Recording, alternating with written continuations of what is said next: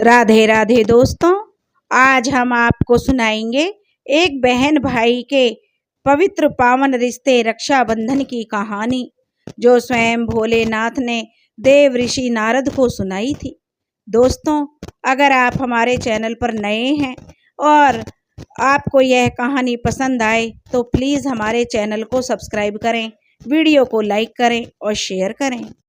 एक समय की बात है जब देव ऋषि नारद जी आकाश मार्ग में विचरण कर रहे थे। तब उन्होंने देखा कि एक बहन अपने भाई की कलाई पर राखी बांध रही थी और उस राखी के बदले वह भाई उसकी सदैव रक्षा करने का उसे वचन दे रहा था। उस समय श्रावण मास का महीना था। अब देव ऋषि नारद जी ने मन ही मन में सोचा, आखिर ये सावन का महीना है, इस महीने में तो भगवान भोलेनाथ की पूजा आराधना की जाती है, तो क्यों ना मैं भगवान भोलेनाथ के पास जाकर उनसे ही पूछ लेता हूँ कि वह बहन अपने भाई की कलाई पर राखी क्यों बांध रही थी और वह भाई उसकी रक्षा का वचन उसे क्यों दे रहा था। तब देव ऋषि नारद जी नारायण नारायण करते हुए जा रहे थे। भगवान भोलेनाथ के पास पहुँचे। भोलेनाथ माता पार्वती के साथ कैलाश पर्वत पर विराजमान थे। तब देव ऋषि नारद जी माता पार्वती और भगवान भोलेनाथ के समक्ष जाते हैं और माता पार्वती और भगवान भोलेनाथ को प्रणाम करते हैं और भगवान भोलेनाथ देव ऋषि नारद जी से कहते हैं, हे देव ऋषि नारद जी, आज आप कैलाश पर्वत पर किस प्रयोजन से पधारे हैं। तब देव ऋषि नारद जी कहते हैं, हे प्रभु, आज जब मैं पृथ्वी लोक के आकाश मार्ग से विचरण कर रहा था, तब मैंने देखा एक बहन अपने भाई की कलाई पर राखी बांध रही थी और वह भाई उसे उसकी रक्षा का वचन दे रहा था। ऐसा क्यों है प्रभु? यह भाई बहन का प्यार कैसा होता है? भगवान, कृपया करके आप मुझे इसके बारे में बताइए। तब भगवान भोलेनाथ जी कहते हैं, हे देव ऋषि नारद जी, भाई बहन का प्यार माता पिता के रिश्ते के समान होता है। भाई बहन का यह प्यार हमारे प्यारे यमराज जी की वजह से ही है। यह उनकी बहन और उनके प्यार की निशानी है, इसलिए रक्षाबंधन का त्योहार मनाया जाता है। देव ऋषि नारद जी, आपने जो पृथ्वी लोक पर देखा है वह भाई बहन के प्यार की निशानी थी कि एक बहन अपने भाई का प्यार पाने के लिए कुछ भी कर सकती है, उसकी रक्षा करती है। परंतु यह यदि वही बहन के ऊपर अगर कोई मुसीबत आ जाए तो उसका भाई भी हंसते हंसते सब सह जाता है और अपनी बहन की मदद करता है, परंतु अपनी बहन को कोई परेशानी नहीं होने देता। हे देव ऋषि नारद जी, मैं आपको एक अत्यंत महत्वपूर्ण रक्षाबंधन की एक कथा सुनाता हूँ, जिसे सुनने के बाद आपको पूर्ण ज्ञात हो जाएगा कि आखिर एक भाई का उसकी बहन के प्रति प्यार कैसा होता है। तब देव ऋषि नारद जी कहते हैं कि हे भगवान, मुझे उस कथा को सुनाइए, अब मुझसे किंचित मात्र भी रुका नहीं जा रहा। तब भगवान भोलेनाथ जी कहते हैं, हे देव ऋषि, इतना उतावलापन ठीक नहीं होता, क्योंकि यह कथा जो मैं आपको सुना रहा हूँ, इसको सुनने मात्र से ही जो व्यक्ति सुनता है उसका कल्याण हो जाता है, और जो भी इस कथा को दूसरों को सुनाता है या दूसरों के साथ साझा करता है, उसकी सभी मनोकामनाएं भगवान भोलेनाथ जी की कृपा से पूरी हो जाती हैं। तब भगवान भोलेनाथ की बात सुनकर देव ऋषि नारद जी कहते हैं, हे भगवान, आप उस कथा को सुनाइए, मैं पूरे मन और लगन के साथ उस कथा को सुनूंगा। अब भगवान भोलेनाथ कहते हैं, हे देव ऋषि नारद जी, आज मैं तुम्हें एक अमीर बहन और गरीब भाई की कथा सुनाता हूँ। आज की कथा सुनने से तुम्हें पता चल जाएगा कि एक भाई बहन का रिश्ता कैसा होता है और हर एक बहन और भाई को अपना रिश्ता कैसे निभाना चाहिए। साथ ही तुम्हें आज की इस कथा में यह भी जानने को मिलेगा, आखिर मनुष्य गरीब क्यों हो जाता है, वह कौन से कर्म हैं जिनकी वजह से मनुष्य गरीब हो जाता है। आखिर मनुष्य द्वारा किए गए ऐसे कौन से काम होते हैं जिनको करने से मनुष्य निर्धन हो जाता है और गरीबी की दलदल में फंसता चला जाता है। अब भगवान भोलेनाथ कथा को सुनाना आरंभ करते हैं और कहते हैं, हे देव ऋषि नारद जी, बहुत पुराने समय की बात है। एक नगर में एक बहुत ही धनवान किसान रहता था। उस किसान के घर में 2 जुड़वा संतानें पैदा हुई थी। उन दोनों जुड़वा संतानों में एक पुत्र था और दूसरी जो संतान थी वह पुत्री थी। उस किसान ने अपने पुत्र का नाम मोहन रखा था और अपनी पुत्री का नाम चित्रा रखा। इधर जब एक समय के बाद धीरे धीरे किसान की संतानें बड़ी हुई तो उन दोनों की आयु अब विवाह योग्य हो गई थी। तब किसान को अपने बच्चों के विवाह की चिंता सताने लगी। एक दिन किसान किसी कार्य से अपने पड़ोस के एक शहर में गया और वहाँ एक व्यापारी के घर में रुक गया था। वहाँ पर उसे उस व्यापारी का पुत्र पसंद आ गया। अब घर आकर वह यह बात अपनी पत्नी को बताता है कि उस व्यापारी के पुत्र के साथ वह अपनी बेटी चित्रा का विवाह कर देता है। उससे जितना हो सके वह किसान अपनी पुत्री के विवाह में कोई कमी नहीं छोड़ता। इस प्रकार से चित्रा अपने पिता के यहाँ से विदा होकर अपने ससुराल चली जाती है। उस किसान ने अपनी बेटी का विवाह करने के बाद वह किसान अपने पुत्र के विवाह के बारे में सोचने लगता है। उस किसान के मन में यह चल रहा था कि मेरी बेटी तो अपने घर की हो गई, मैंने उसका विवाह एक बहुत ही संपन्न घराने में कर दिया। अब मुझे अपने पुत्र के बारे में सोचना चाहिए और मुझे उसका विवाह भी कर देना चाहिए। यदि मेरे पुत्र का विवाह निश्चित समय पर सुचारू रूप से हो गया तो मैं अपना बचा हुआ शेष जीवन अपनी बहू और अपनी पत्नी के साथ में रहकर आराम से व्यतीत करूंगा। अब भोलेनाथ कहते हैं, हे देव ऋषि नारद जी, विधि द्वारा लिखित ईश्वर की लीला बड़ी विचित्र होती है। परमात्मा ना जाने कब किसको धनवान बना दे और कब किसके लिए गरीबी के द्वार खोल दे, इसके बारे में कोई नहीं जानता। उसी तरह एक दिन उस धनवान किसान के साथ भी कुछ ऐसा ही होता है। एक दिन वह किसान एक बड़ी भयानक बीमारी से ग्रसित हो जाता है और उसका पुत्र मोहन बहुत ही उदार हृदय का व्यक्ति था। जब वह अपने पिता की ऐसी हालत देखता है तो वह अपने पिता की ऐसी हालत को देखकर बहुत ज़्यादा दुखी हो जाता है और उसके बाद में वह अपने पिता का अच्छे से अच्छे वैद्य से इलाज करवाता है और अपने पिता के लिए महंगी से महंगी दवाइयाँ लेकर आता है, परंतु उसके पिताजी की हालत में कोई सुधार नहीं हो रहा था और धीरे धीरे करके उस किसान की सारी धन संपत्ति जो पिता के इलाज में चली जाती है। इस प्रकार अपने पिता का इलाज कराते हुए वह किसान का पुत्र मोहन अब बहुत गरीब हो जाता है। इतना इलाज कराने के बावजूद भी उसके पिता की हालत में किसी प्रकार का कोई सुधार नहीं हो रहा था।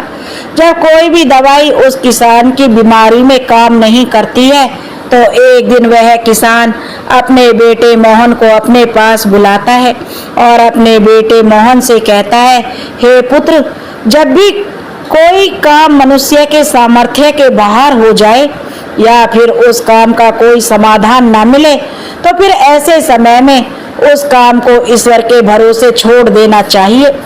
इसलिए पुत्र, अब तुम मेरी चिंता छोड़ो, तुम अब अपने भविष्य के बारे में सोचो। मेरा क्या है, आज नहीं तो कल मुझे इस संसार को छोड़कर जाना है। हे पुत्र, मैंने अपनी जिंदगी को बहुत अच्छे से जिया है। मैं भगवान का धन्यवाद करता हूँ कि मुझे तुम्हारे जैसा पुत्र मिला। मेरी तो जिंदगी अब बहुत ही जल्दी समाप्त होने वाली है पुत्र, परंतु तुम्हारे सामने तो तुम्हारी पूरी जिंदगी पड़ी है। इसलिए हे पुत्र, अब तुम मेरी चिंता करना छोड़ दो और अपना विवाह करके अपनी गृहस्थी बसा लो। मैं अपने जीते जी अपनी बहू को देखना चाहता हूँ, तुम्हें खुश देखना चाहता हूँ। हे पुत्र, तुम मेरी बस इतनी सी इच्छा पूर्ण कर दो। अपने पिता के मुख से इन शब्दों को सुनकर मोहन एकदम चुप हो जाता है, क्योंकि वह मोहन बेचारा आखिर कर भी क्या सकता था। उसके हाथ में कुछ नहीं था। साथ ही अब उसके घर में जो भी जमा पूंजी थी वह तो उसके पिता के इलाज में सारी की सारी पहले ही खर्च हो चुकी थी। अब मोहन अपने पिताजी से कहता है, हे पिताजी, अगर आपको मेरी शादी हो जाने पर खुशी मिलती है तो जैसा आपको उचित लगे आप वैसा करिए। इसके बाद वह गरीब किसान अपने पुत्र मोहन की शादी एक गरीब घर की कन्या से करवा देता है। मोहन की पत्नी बहुत ही संस्कारी थी। वह अपना पराया सब कुछ समझती थी। अब मोहन की शादी के कुछ दिनों बाद ही उसके ऊपर एक गाज गिरी। बीमारी की वजह से उस किसान की मृत्यु हो गई। पिता की मृत्यु के बाद मोहन अपने पिताजी का पूरी रीति रिवाज के साथ अंतिम संस्कार करता है और मोहन के पास जो भी कुछ खेत खलिहान था वह सब कुछ पिता की बीमारी के इलाज में पहले ही जा चुका था। अब मोहन के पास जो कुछ भी जमा पूंजी थी वह भी मृत्यु भोज में जो खत्म हो चुकी थी। इस प्रकार मोहन अब और भी ज्यादा गरीब हो जाता है। दोस्तों, मोहन एक दिन बिल्कुल ही कंगाल हो जाता है तो वह गांव के बाहर जाकर अपनी पत्नी के साथ एक झोपड़ी को बनाकर रहने लगता है। मोहन पहले से ही मेहनती तो था ही, अब वह दूसरे के खेतों में मेहनत मजदूरी करके अपना और अपनी पत्नी का पेट पालने लगता है। अब इधर बहन को जब पता चलता है कि उसके पिता की मृत्यु हो गई है तो वह भी दुखी हो जाती है। साथ में जब उसे यह भी पता चलता है कि उसके भाई ने अपने पिता की सारी जमा पूंजी को उनके इलाज में खर्च कर दिया है तो मोहन की बहन चित्रा, जिसका विवाह एक धनी व्यापारी के घर में हुआ था, उसे जब अपने भाई की स्थिति के बारे में पता चलता है तो वह धनवान बहन अपने गरीब भाई से घृणा करने लगती है। दोस्तों, अब भगवान भोलेनाथ कहते हैं, हे देव ऋषि नारद जी, कलयुग का प्रत्येक मनुष्य धन का लोभी होता है। जैसे वह मोहन की बहन मोहन के पास धन न देखकर अपने ही सगे भाई से घृणा करने लगी।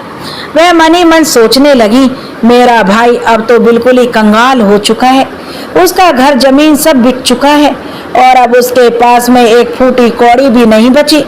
यदि वह ऐसी हालत में वह मेरे ससुराल आता है तो उसे देखकर मेरी देवरानी जेठानियां और मेरा बड़ा अपमान करेंगी, मेरा बड़ा मजाक बनाएंगी कि तेरे मायके वाले तो बिल्कुल ही कंगाल हैं। अब ऐसे तो मेरे ससुराल में मेरी बहुत ज्यादा बदनामी हो जाएगी, अपनी बेइज्जती ना हो, इस डर से वह बहन अपने सगे भाई से रिश्ता तोड़ देती है। वह बहन अपने भाई के लिए इतनी निर्दयी हो जाती है, वह चित्रा अपने पिता की तेरहवीं पर भी नहीं जाती है और ना ही अपने भाई का हाल चाल पूछती है और ना तो चित्रा को अपने भाई को अपने ससुराल बुलाती है और ना ही कभी अपने भाई के घर जाती है।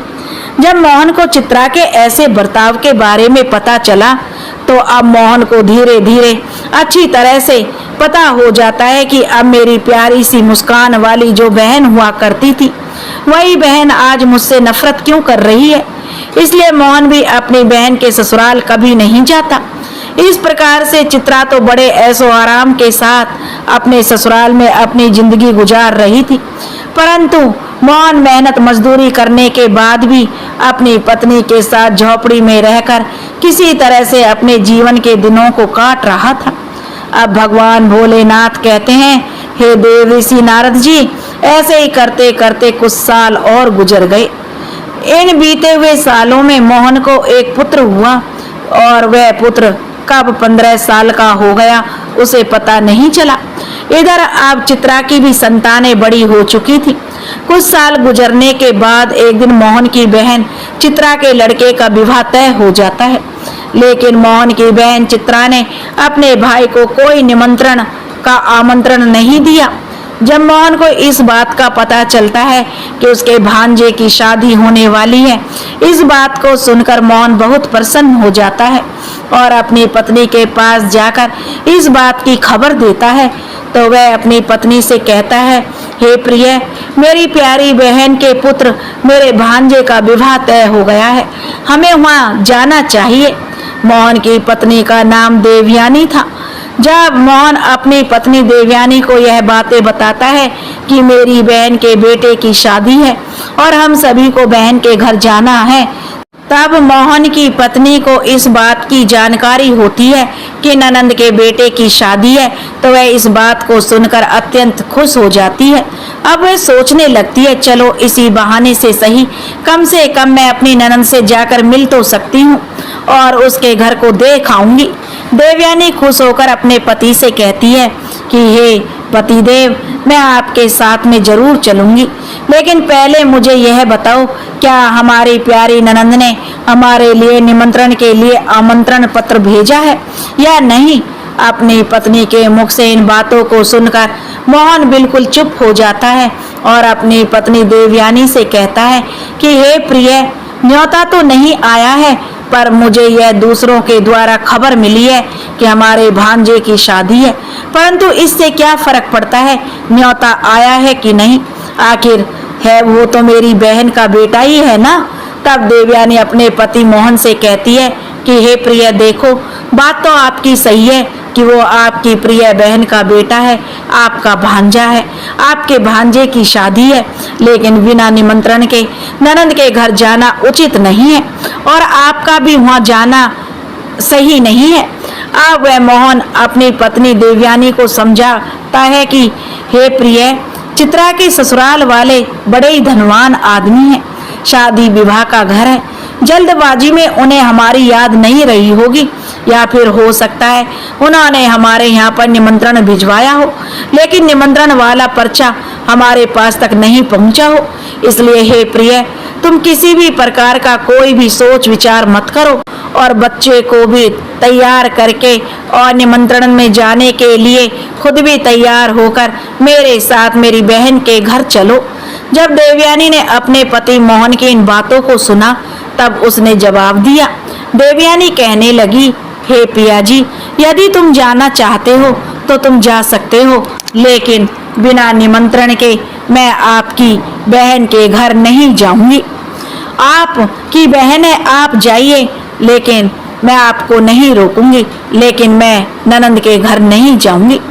अपनी पत्नी के मुख से ऐसी बातें सुनकर मोहन कहता है, ठीक है, यदि तुम्हारी यही इच्छा है तो तुम बच्चों के साथ घर में ही रहो, मैं अकेला चित्रा की ससुराल के लिए चला जाता हूँ।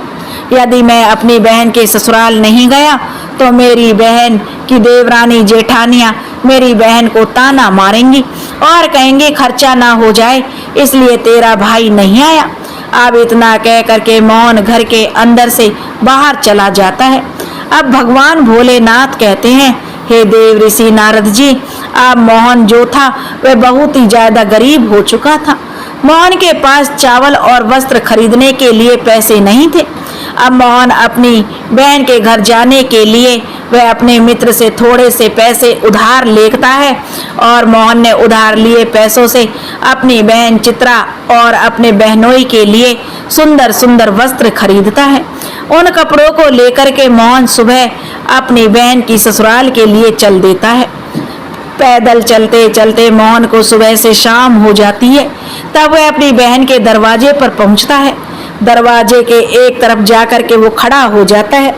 मोहन बेचारा दरवाजे पर खड़ा होकर अपनी बहन चित्रा के आने का इंतजार कर रहा था। तभी चित्रा की जेठानी की नजर मोहन पर पड़ जाती है। वह मोहन को पहचान लेती है। मोहन को देखने के बाद चित्रा की जेठानी जाकर चित्रा से बताती है, बहन चित्रा, आज तेरा भाई तेरे घर आया है, जाकर देख, तेरा भाई तेरे दरवाजे पर खड़ा है। जब चित्रा ने अपनी जेठानी के मुख से ऐसी बातें सुनी तो वह अपनी जेठानी से पूछने लगती है, दीदी, यदि तुमने मेरे भाई को द्वार पर खड़ा देखा है तो मुझे यह बताओ, मेरा भाई मेरे ससुराल में किस हालत में आया है और मेरे भाई ने आखिर कैसे कपड़े पहने हैं। अब चित्रा की जेठानी कहती है कि हे चित्रा बहन, तुम्हारा भाई फटे पुराने वस्त्रों में आया है और तुम्हारे द्वार पर खड़ा है, वह तुम्हारे आने का इंतजार कर रहा है। अपनी जेठानी की यह बात सुनकर चित्रा गुस्से में लाल हो जाती है और सभी की नजरों को बचाते हुए अपने भाई के पास पहुंच जाती है। वह बेचारा मोहन जब अपनी बहन चित्रा को अपने पास आता हुआ देखता है तो खुशी के मारे उसका चेहरा खिल उठता है। अपनी बहन को देखकर मोहन की आंखों में आंसू आ जाते हैं, क्योंकि वह आज सालों बाद उससे मिल रहा था। उसके बाद चित्रा अपने भाई को अपने साथ में लेकर सबकी नजरों से बचाते हुए अपने घर के सबसे अंदर वाले कमरे में ले जाती है और पूछने लगती है, अरे भैया, तुम्हारे पास आखिर किसने निमंत्रण पत्र भेजा था? तुम यहाँ चले आए। तब मोहन कहता है, बहना, तुमने तो अपने भाई को बिल्कुल भुला दिया है, परंतु मुझे किसी से पता चला कि मेरे भांजे की शादी है, इसलिए मैं तुम्हारे लिए और तुम्हारे बेटे के लिए और नए नए कपड़े लाया हूँ और बहनोई के लिए भी अच्छे अच्छे कपड़े लाया हूँ। मैं अपनी बहन के ससुराल नहीं आऊँगा तो मेरी बहन की देवरानी जेठानियाँ उसे ताना मारेंगी, इस वजह से मैं तुम्हारे पास आया हूँ। अपने भाई के मुख से इन बातों को सुनकर चित्रा कहने लगती है, भाई, तुम्हें इस तरीके से बेशर्मों की तरह मेरे घर नहीं आना चाहिए था। तुम इस तरीके से फटे पुराने कपड़े पहनकर मेरे घर चले आए, यह मेरे लिए बड़े लाज की बात है। कम से कम अपनी नहीं तो मेरी इज्जत, मेरे मान सम्मान का ख्याल तो किया होता। आखिर तुम्हारी तो कोई इज्जत नहीं है, कम से कम तुमने हमारी इज्जत के बारे में तो सोचा होता। मेरा विवाह एक ऊंचे कुल में हुआ है, इस वजह से तुम्हें ऐसे बनकर नहीं आना चाहिए था। जब मोहन अपनी बहन चित्रा के मुख से ऐसे कड़वे शब्द सुनता है, तब उस मजबूर भाई का कलेजा छलनी छलनी हो जाता है। अब भगवान भोलेनाथ कहते हैं, हे देव ऋषि नारद जी। तब मोहन अपनी बहन के पैरों में गिरकर माफी मांगने लगता है। मोहन कहता है, हे बहन, मुझे क्षमा कर दो, मुझे नहीं पता था मेरी वजह से यहाँ तुम्हारी बदनामी होगी। मैं तो हमेशा से यही चाहता हूँ तुम्हारी बदनामी ना हो, तुम्हारी देवरानी जेठानी तुम्हें ताना ना मारें, इसलिए तो मैं तुम्हारे लिए नए वस्त्र लेकर आया हूँ।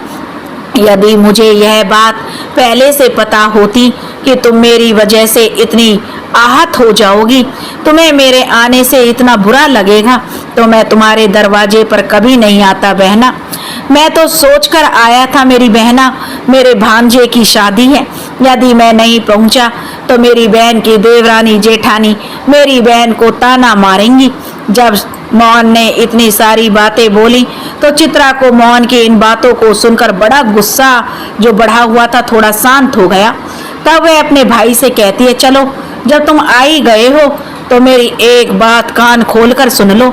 जब तक कि मेरे बेटे की शादी नहीं हो जाती तब तक इस जगह पर बंद रहना और भूलकर भी इस कमरे से बाहर निकलने की गलती मत करना, वरना तुम्हें देखकर लोग कहेंगे चित्रा का भाई तो भिखारी है। और मैं यह नहीं चाहती हूँ कि मेरी गरीबों में गिनती हो। और जब सभी मेहमानों के लिए भोजन बन जाएगा तो मैं तुम्हें भोजन की थाली इस कमरे में पहुंचा दूंगी। तुम भोजन खाकर चुपचाप पिछले दरवाजे से अपने घर चले जाना। मोहन कहता है, ठीक है बहना, मैं आज ही रात को तुम्हारे घर से अपने गांव के लिए निकल जाऊंगा, मगर मेरी तुमसे एक विनती है। मैं तुम्हारे लिए और जीजा जी के लिए जो कपड़े लाया हूँ तुम उन कपड़ों को रख लो, और उन्हें मैं बड़े प्यार से तुम्हारे लिए लाया हूँ। चित्रा ने अपने बड़े भाई से कपड़ों को ले लिया और चुपचाप कमरे के बाहर चली गई, और जाते समय बाहर से उस कमरे की कुंडी लगा जाती है कि ताकि मोहन बाहर ना आ सके। मोहन उस कमरे में बैठकर अपनी बहन के वापस आने का इंतजार करने लगता है। अब भोलेनाथ कहते हैं, हे देव ऋषि नारद जी। उधर मोहन उस कमरे में बैठा हुआ अपनी बहन के लौटने का इंतजार कर रहा था कि मेरी बहन मुझे भोजन खिलाने के लिए लौटकर वापस आती होगी, आज तो मुझे स्वादिष्ट भोजन खाने को मिलेगा। परंतु मोहन को क्या पता था कि वह निर्मोही बहन अपने भाई को उस कमरे में बंद करके अपने घर के काम धंधे में लग चुकी है और भाई के लिए भोजन देना ही भूल जाती है।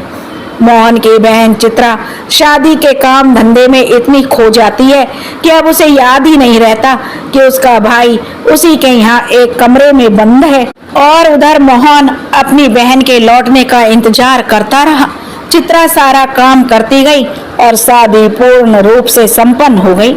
अब चित्रा एक बड़े घराने की बहू थी तो उसका घर भी बहुत बड़ा था। चित्रा ने अपने भाई को सबसे पीछे वाले कमरे में बंद कर दिया था। एक बात और भी थी कि उधर कोई आता जाता नहीं था। अब जैसे जैसे समय बीतने लगा, भूख प्यास की वजह से मोहन अब छटपटाने लगा। उसकी हालत भी खराब होने लगी। तब मोहन अपनी बहन चित्रा को आवाज लगाता है, लेकिन उसकी आवाज को कोई भी नहीं सुनता है। अब चित्रा शादी के बाद होने वाली रस्मों में व्यस्त थी। इस तरह से मोहन को उस कमरे में पड़े पड़े 2 दिन बीत जाते हैं। अब भगवान भोलेनाथ कहते हैं, हे देव ऋषि नारद जी, इधर मोहन अपनी पत्नी और बच्चों की उसे याद सताती है। मोहन सोचता है, यदि यहाँ कोई नहीं आया तो मैं भूखा प्यासा इसी कमरे में मर जाऊंगा। यदि मैं मर गया तो मेरी पत्नी सहित मेरे बच्चों का क्या होगा? मेरे ना होने पर कैसे मेरी पत्नी मेरे बच्चे का पालन पोषण करेगी? यही सब सोचते सोचते और कमजोरी की वजह से मोहन बेहोश होने लगता है। तभी किसी काम की वजह से चित्रा की जेठानी कमरे के पास से गुजरती है। जब मोहन के कानों में किसी के आने की आहट होती है तो मोहन अपनी पूरी ताकत से उस कमरे का दरवाजा पीटने लगता है।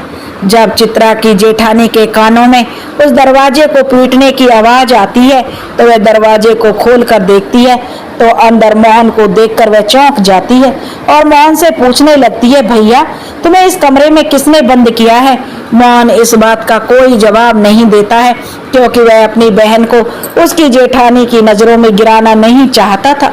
लेकिन जब चित्रा की जेठानी ने मोहन से दोबारा पूछा तो मोहन झूठ मूठ की बातें बनाते हुए कह देता है कि वह इस कमरे में आराम कर रहा था। तभी किसी ने गलती से बाहर से दरवाजे की कुंडी लगा दी और मैं इस कमरे में बंद हो गया। बहन, यदि तुम आज नहीं आती तो मेरे प्राण आज चले जाते। और इतना कहने के बाद मोहन घर के पिछले दरवाजे से चुपचाप बाहर निकलकर चला जाता है। मोहन को अब उस कमरे में बंद हुए 3 दिन बीत चुके थे।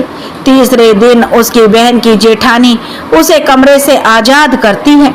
अब वह मोहन बेचारा 3 दिन का भूखा प्यासा वह चुपचाप अपने घर की तरफ चल देता है। अंत में वह चलते चलते काफी दूर निकल जाता है तो भूख प्यास के मारे उससे ठीक से रास्ते में चला भी नहीं जा रहा था। उसे एक एक कदम चलते हुए चक्कर आने लगते हैं। जब मोहन चलते चलते खूब थक जाता है और फिर मोहन का सिर चकराता है तो वह जमीन पर गिरने वाला होता है। तभी वहां पर कहीं से एक बूढ़ी औरत आ जाती है। वह बूढ़ी औरत मोहन को जमीन पर गिरने से पहले ही जो उसे थाम लेती है। अब जब मोहन को कुछ घंटों बाद होश आता है तो वह खुद को उस औरत की गोद में पाता है। अब वह तुरंत ही उठकर खड़ा हो जाता है और खड़े होने के बाद उस बूढ़ी औरत से कहता है, हे माता, तुम कौन हो? जिस बूढ़ी माँ की गोद में वह बेचारा मोहन लेटा हुआ था वह बूढ़ी माँ साक्षात देवी माँ थी, क्योंकि मोहन की पत्नी देवयानी रोज उस देवी माँ की पूजा किया करती थी और पूर्ण श्रद्धा भाव से देवी माँ की भक्ति किया करती थी। इसलिए जब मोहन चक्कर खाकर गिरने वाला हुआ तो उसी समय पर देवी माँ प्रकट होकर मोहन को संभाल लेती है और मोहन का सिर अपनी गोद में रखकर उसे अपनी गोद में सुला लेती है। अब भोलेनाथ कहते हैं, हे देव ऋषि नारद जी, वह बूढ़ी माँ मोहन के प्रश्न का जवाब देते हुए कहती है कि मैं एक दुखिया हूँ और इस जंगल में अपना घर समझकर जंगल के बीचों बीच वास करती हूँ। तब मोहन उस बुढ़िया को प्रणाम करके अपने घर के लिए वहां से चलने को तैयार होता है। तभी उस समय वह बूढ़ी औरत कहती है, बेटा तुम कहाँ से आ रहे थे और इधर कहाँ को जा रहे हो? तब मोहन अपनी बहन द्वारा किए गए बर्ताव को बताता है और कहता है, हे माता, मेरे भांजे की शादी थी, इसी वजह से मैं अपनी बहन के घर गया हुआ था और इधर मेरा गांव है तो मैं इधर अपने गांव के लिए जा रहा हूँ। तब बूढ़ी औरत मोहन से कहती है, बेटा यदि तुम बुरा न मानो तो मैं तुमसे एक बात पूछना चाहती हूँ। तब मोहन कहता है, पूछो माँ, तुम मुझसे क्या पूछना चाहती हो? बूढ़ी औरत कहती है, बेटा यदि तुम अपनी बहन के घर से आ रहे हो, जैसा तुमने मुझे बताया तुम्हारी बहन के यहाँ पर शादी थी तुम्हारे भांजे की, तो फिर खाली हाथ कैसे अपने घर जा रहे हो तुम? तुम्हारी बहन ने तुम्हारे बच्चों और पत्नी के लिए कुछ नहीं भेजा है क्या? तब वह बूढ़ी औरत के मुख से ऐसी बातों को सुनकर के मोहन की आंखों में आंसू आ जाते हैं। मोहन उस बूढ़ी औरत को सारी बात बता देता है कि कैसे उसकी बहन ने उसे कमरे में बंद कर देती है और उसके साथ एक दुश्मन जैसा व्यवहार करती है।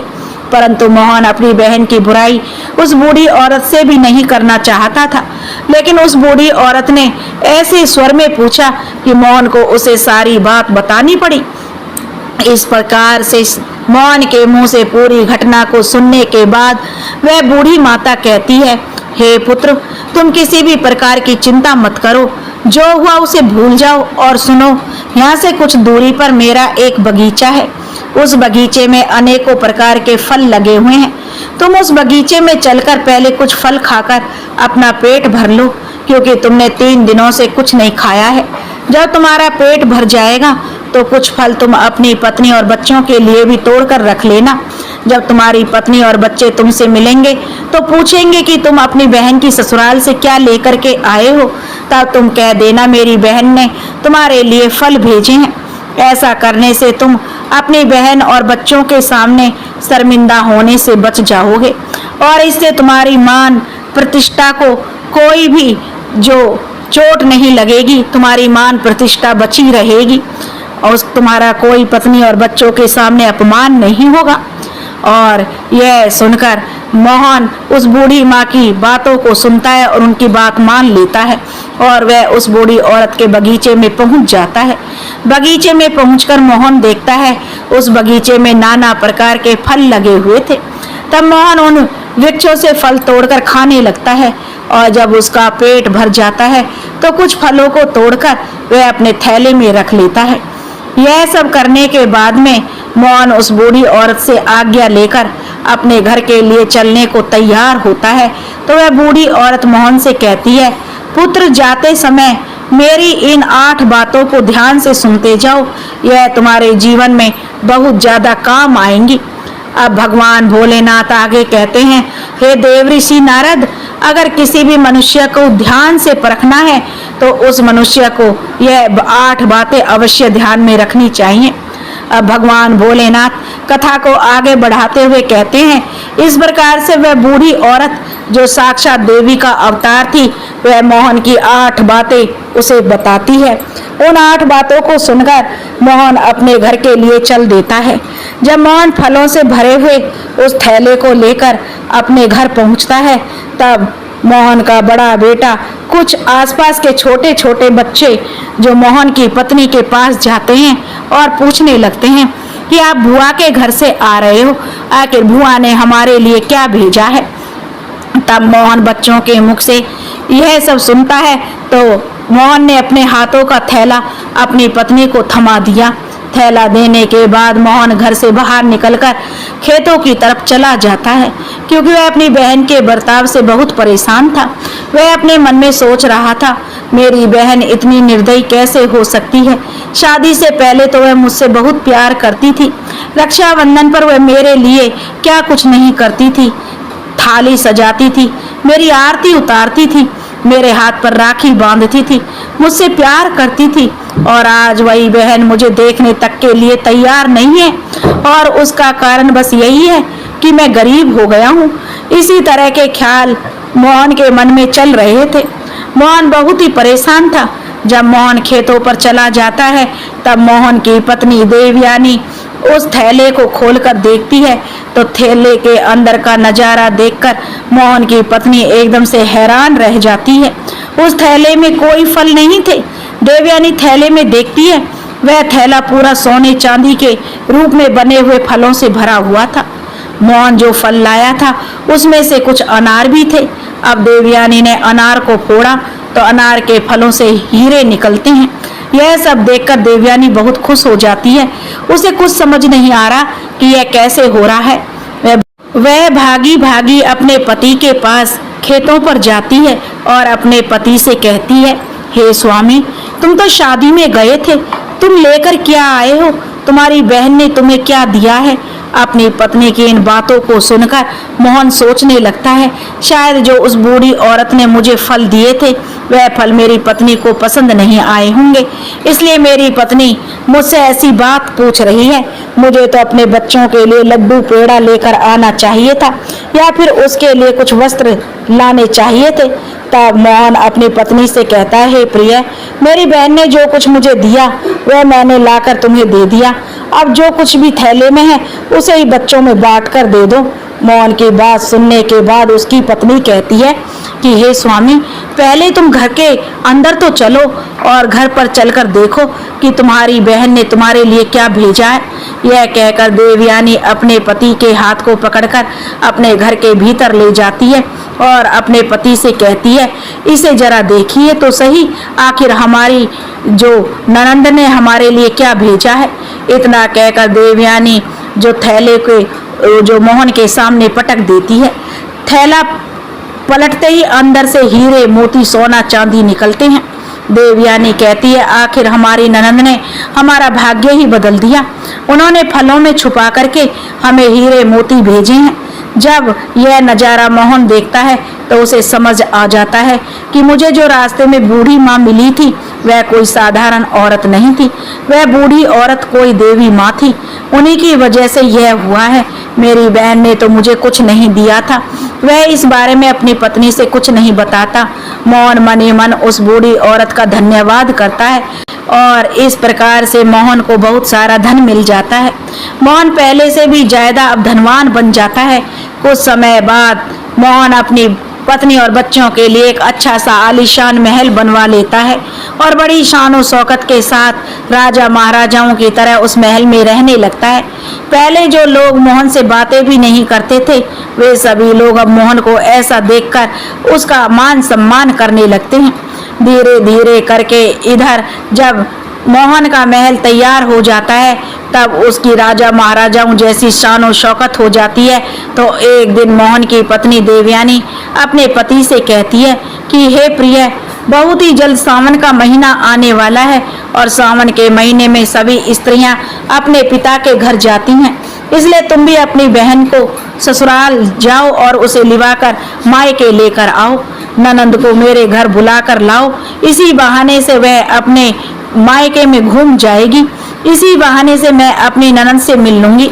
देवयानी ऐसी बातें इसलिए बोल रही थी क्योंकि उसे तो यही लगता था कि उसके यह जो दिन बदले हैं उसके पीछे उसकी ननंद का हाथ है।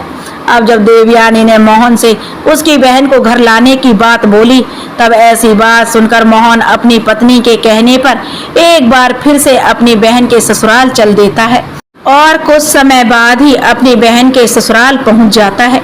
अब मोहन एक बार फिर से अपनी बहन के उसी दरवाजे पर जाकर खड़ा हो जाता है जिस दरवाजे पर वह कुछ दिन पहले आकर के खड़ा हुआ था, लेकिन अब उसकी पोशाक बदली हुई थी। जहाँ पहले फटे पुराने कपड़े हुआ करते थे अब वहाँ पर राजा महाराजाओं वाले कपड़े थे। वहीं उसी समय पर चित्रा की जेठानी घर से बाहर निकलती है। यह भी संयोग ही था कि बाहर का नजारा वो देखती है तो वह हैरान हो जाती है कि कल जो फटे पुराने कपड़े पहनकर आया था आज वह राजा महाराजाओं के कपड़े पहन कर के आया है। अब चित्रा की जो जेठानी तुरंत ही दौड़ी दौड़ी जाती है और चित्रा के पास और उससे कहती है कि चित्रा बहन, आज भी तेरा भाई आया है।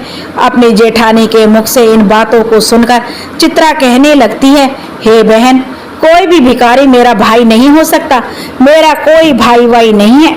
दरअसल चित्रा ऐसा इसलिए कह रही थी क्योंकि चित्रा इस बार भी अपने भाई को वही भिखारी समझ रही थी, लेकिन अब उसकी जेठानी बताती है, चित्रा बहन, तुम्हारा भाई आज भिखारियों की तरह नहीं राजा महाराजाओं की तरह आया है। तुम्हारे भाई को देखकर ऐसा लग रहा है मानो जैसे वह किसी देश का राजा हो और तुम्हारे भाई के आगे पीछे सैनिक हैं। तुम्हारे दरवाजे पर एक बड़ी सुंदर सजी हुई रथगाड़ी खड़ी है। बहन, एक बार जाकर देखो। जब चित्रा ने अपनी जेठानी के मुख से इन बातों को सुना तो उसे अपनी जेठानी की बातों पर यकीन नहीं हुआ कि किस प्रकार कोई यकीन कर सकता है। बात भी सही थी, इसलिए सच्चाई जानने के लिए वह अपने भाई को छुपकर देखने लगती है। जैसे ही चित्रा ने अपने भाई को एक राजा महाराजा के रूप में देखा तो अपने भाई के ठाट बाट को देखकर चित्रा एकदम चकित रह गई। वह सोचने लगती है, कल तक मेरा भाई बिल्कुल ही भिखारी था, उसके पास तो पहनने के लिए वस्त्र भी नहीं थे, फिर अचानक एकदम से वह इतना अमीर कैसे बन गया। अब तो मोहन की बहन चित्रा आरती का थाल सजाकर अपने भाई की आरती उतारने लगती है। उसके बाद में चित्रा अपने भाई को बड़े आदर के साथ अपने घर में बुलाकर ले जाती है और अपने भाई से कहती है, भैया मुझे क्षमा कर दीजिए, मेरी वजह से तुम्हें बहुत ज्यादा कष्ट और शर्मिंदगी उठानी पड़ी। मुझे तुम्हारे साथ ऐसा नहीं करना चाहिए था। अपनी बहन के मुख से इन बातों को सुनकर मोहन कहने लगता है, बहना कोई बात नहीं, उस समय पर हमारे दिन कुछ अच्छे नहीं थे, तुम्हारी गलतियों के लिए मैंने तुम्हें पहले ही क्षमा कर दिया था। बहन अब तुम इन बातों को छोड़ो और मेरे साथ मेरे घर चलने की तैयारी करो। बहन मैं तुम्हें लेने आया हूँ, सावन का महीना है और तुम्हारी भाभी ने तुझे अपने मायके बुलाया है, अब तुम्हें मेरे साथ मेरे घर चलना है। तुम्हारी भाभी ने तुम्हें बुलाने के लिए मुझे भेजा है, वो तुम्हारा इंतजार कर रही है। और इतना सुनकर के चित्रा खुशी खुशी अपने भाई के घर पर चलने के लिए तैयार हो जाती है और तैयार होकर के चित्रा अपने भाई के रथ में बैठ जाती है। अब भगवान भोलेनाथ आगे कहते हैं कि हे देव ऋषि नारद जी, एक भाई जिसकी बहन ने उसे गरीब होने पर खाने तक के लिए नहीं पूछा, और वही भाई जिसके पास धन आते ही वह अपनी बहन को बुलाने के लिए उसके ससुराल चला गया और उसकी सारी गलतियों को भूल गया। इस तरीके से जब मोहन की बहन अपने मायके पहुंचती है तो अपने भाई की शान और शौकत देखकर एकदम से दंग रह जाती है।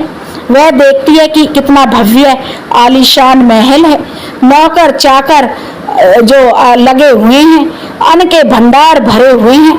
चित्रा अपने भाई की ऐसी स्थिति को देखकर एकदम से हैरान रह जाती है और महल में पहुंचने के बाद मोहन की पत्नी देवयानी भी अपनी ननंद की खूब सेवा करती है। 7 दिनों तक वह उसे अपनी पलकों पर बिठाकर रखती है। देवयानी को लगता था यह सब शान शौकत हमारी ननंद की वजह से है, क्योंकि अपनी ननंद की मदद के कारण ही हम इस मुकाम पर पहुंचे हैं। उसकी सोच अपनी ननंद के प्रति अड़िग थी। मोहन ने कभी अपनी पत्नी को अपने अमीर होने की बात नहीं बताई थी। मोहन नहीं चाहता था उसकी पत्नी उसकी बहन से द्वेष करे। यह सब उसकी बहन चित्रा की वजह से नहीं, देवी माँ के आशीर्वाद से हुआ है। परंतु मोहन अपनी बहन को इसमें शामिल रखता है, क्योंकि अगर उसकी बहन उसके साथ ऐसा व्यवहार नहीं करती तो शायद उसे देवी माँ का आशीर्वाद प्राप्त नहीं होता। मोहन की पत्नी देवयानी इस बात से अवगत नहीं थी। यह सोच करके देवयानी अपनी ननंद की खूब ज्यादा जो आवो भगत करती है और अपनी ननंद का खूब ख्याल रखती है। कुछ दिन बीत जाने के बाद जब मोहन की बहन चित्रा अपने ससुराल जाने के लिए तैयार होती है तो मोहन की पत्नी देवयानी अपने पति से कहती है कि हे स्वामी, कल तुम्हारी बहन अपने घर जाएगी, इसलिए तुम बाजार जाओ और बाजार जाकर अपनी बहन के लिए कोई अच्छा सा तोहफा लेकर आओ। अपनी पत्नी की बात सुनकर मोहन घर से चला जाता है और मोहन एक मोची की दुकान पर पहुंचता है और मोची से कहता है, हे मोची, मुझे अपनी बहन के लिए बोलने वाली जूती बनवानी है, क्या तुम मेरी बहन के लिए बोलने वाली जूतियां बना सकते हो? मोची कहता है, हे सेठ जी, मैं बोलने वाली जूतियां बना तो दूंगा, लेकिन उसके बनवाने की कीमत बहुत ज्यादा लगेगी। तब मोहन उस मोची से कहता है, भाई मैं तुम्हें मुंह मांगा पैसा दूंगा, लेकिन तुम ऐसी जूतियां बना दो, वे जूतियां जब भी मेरी बहन पहनकर चले तो वे जूतियां बारी बारी से मैं जो आपको यह 8 बात बताने वाला हूँ उन 8 बातों को बोले। उसके बाद मोची को मोहन ने वह ज्ञान की 8 बातें बताई, जो बातें उसे उस बूढ़ी औरत ने चलते समय मोहन को बताई थी। अब भगवान भोलेनाथ कहते हैं कि हे देव ऋषि नारद जी, अब मोहन मोची से कहता है कि हे मोची भाई, अब मैं तुम्हें ज्ञान की बातें बताता हूँ। इस प्रकार से मोहन बारी बारी से वे 8 बातें मोची को बताता है। मोहन कहता है, पहली बात तो यह है, कहीं मानवता की भूल होती है, कहीं अज्ञानता निर्धनता का मोल। मोहन दूसरी बात बताता हुआ कहता है, समय भरोसे जो बैठा रहता सदा गरीब बना रहता। वह मनुष्य अपने काम और बल पर ध्यान नहीं देता है, जो वही गरीबी का एक लक्षण है। उसका नसीब आलस में ही बीतता है। तीसरी बात, जो मनुष्य सदा ही परिवर्तनहीन कर्म करता है वह सदैव ही निर्धन रहता है। चौथी बात यह है कि गरीब से बड़ा कोई अभिशाप नहीं है। ज्ञान को हासिल करके अज्ञान को दूर करो। पांचवी बात, आप दोष समय को नहीं दो, मजबूत कर्म साधना में जुटो और अपनी गरीबी दूर करो। छठी बात, कर्म कभी भी कोई कार्य नहीं करता, नसीब सदैव भाग्य भरोसे नहीं बैठता है, वह मानव के द्वारा किए गए परिश्रम के भरोसे बैठता है। सातवीं बात, ज्ञानी से सदा ही प्रेम करो। एक गरीब आदमी गरीबी को बार बार विजय करने वाला एक विजेता होता है। ज्ञान सदैव हथियार का काम करता है। आठवीं बात बताते हुए मोहन मोची से कहता है, हे मोची भाई, मेरी बहन जब 8वां कदम रखे तो जूतियां बस यही बोलें कि पैसों के बाजार में बदल गई तहजीब, धन दौलत से जुड़ रहे रिश्ते हुए गरीब। अब मोहन मोची से कहता है कि हे मोची भाई, ऐसी 8 बातें बोलने वाली मुझे जूतियां बना दो। जब यह 8 बातें वह जूतियां बोलेंगी और जब मेरी बहन इन बातों को सुनेगी तो उसे अपनी गलती का एहसास होगा कि उसने कैसे पैसे के घमंड में आकर के अपने भाई का ऐसा अपमान किया था। उसे अपने भाई का अपमान नहीं करना चाहिए था। मोहन उस मोची से अपनी बहन के लिए हीरे मोतियों से जड़ी हुई सोने और चांदी की जूतियां बनवाता है। उन जूतियों को ले जाकर के वह अपनी बहन के लिए उपहार स्वरूप देता है। सोने चांदी की जूतियों को देखकर चित्रा का चेहरा एकदम खिल सा जाता है, क्योंकि वह धन की लोभी तो पहले से ही थी। इस वजह से सोने चांदी हीरे जवाहरात रात की जूतियां देखकर उसके मन में लालच आया। अब चित्रा अपने भाई से विदा लेकर अपने घर चली जाती है। जब चित्रा अपने ससुराल पहुंच जाती है तो चित्रा की देवरानी जेठानी पूछने लगती हैं, हे चित्रा बहन, तुम अपने भाई के घर से आई हो, तुम्हारे भाई ने तुम्हें क्या उपहार दिया है? तब चित्रा अपनी देवरानी जेठानी और अपने सास ससुर और अपने देवर जेठ को अपने भाई द्वारा दी हुई भेंट दिखाती है। तो वह कहती है, देखो, मेरे भाई ने मुझे सोने चांदी से और हीरे मोतियों से जड़ी हुई जूतियां भेंट की हैं। तब चित्रा उन जूतियों को पहनकर चलकर दिखाती है। जैसे ही चित्रा उन जूतियों को पहनकर चलती है तो जूतियां बोलती हैं कि पैसों के बाजार में बदल गई तहजीब, धन दौलत से जुड़ रहे रिश्ते हुए गरीब। जब चित्रा इस बात को सुनती है तो उसका सिर शर्म से नीचे झुक जाता है और अपने भाई को याद करके एकदम से रोने लगती है। जब चित्रा का ऐसा लटका हुआ मुंह उसकी देवरानी जेठानी देखती हैं तो वे पूछती हैं कि चित्रा, आखिर क्या हुआ जो तुम अचानक से रोने लगी हो? तो चित्रा अपनी देवरानी और जेठानी को सारी बातें बताती है कि मैंने जो पैसों के घमंड में आकर अपने भाई को कितना भला बुरा कहा था। मैंने अपने भाई को एक गिलास पानी तक नहीं पूछा था। आज देखो, मेरे भाई ने मुझे कितनी कीमती जूतियां बनवा कर दी हैं। अब तो मुझे अपने आप से घृणा होने लगी है, मैं तो जीना ही नहीं चाहती। तभी चित्रा की जेठानी उसे समझाने लगती है कि हे बहन चित्रा, जो कुछ हुआ उसे भूल जाओ और आगे से याद रखना, कभी किसी के साथ में ऐसा बर्ताव मत करना, क्योंकि जो व्यक्ति धन दौलत का घमंड करता है उससे माता लक्ष्मी हमेशा के लिए दूर चली जाती है। इसलिए मेरी यह बातें तुम सदा याद रखना। और इस तरीके से चित्रा की जेठानियां चित्रा को समझाती हैं, जिससे अब चित्रा भी प्रेम पूर्वक व्यवहार के साथ सबसे पेश आने लगी थी। अब भगवान भोलेनाथ कहते हैं, देव ऋषि नारद, भाई बहन का प्यार अमोघ होता है। उसमें यदि एक समय के लिए दरार भी आ जाती है तो कुछ समय पश्चात वह फिर भर जाती है, जैसे मोहन और उसकी बहन चित्रा के बीच की दरार भर गई। मोहन की पत्नी देवयानी की वजह से मोहन फिर से एक बार धनवान व्यक्ति बन गया और बहन की आंखों पर पड़ा माया की जो धुंधली पट्टी चढ़ गई थी वह भी मोहन ने उन बोलने वाली जूतियों के माध्यम से वह पट्टी भी हटा दी। अंत में सब ठीक हो जाता है। अगर कोई किसी चीज को दिल से चाहे तो ईश्वर सदैव भी उस कार्य को करने में उसकी मदद करते हैं। अब देव ऋषि नारद जी कहते हैं, प्रभु आपने मुझे जो यह कथा सुनाई है, यह कथा सद्गुण संपन्न है। आपका मुझे इस कथा का अवलोकन कराने के लिए धन्यवाद। दोस्तों, अगर आपको हमारे वीडियो के द्वारा यह ज्ञान कैसा लगा, कृपया कमेंट करके हमें अवश्य बताएं। अगर आपको यह वीडियो पसंद आई हो तो प्लीज़ हमारे चैनल को सब्सक्राइब करें, वीडियो को लाइक करें और शेयर करें। राधे राधे।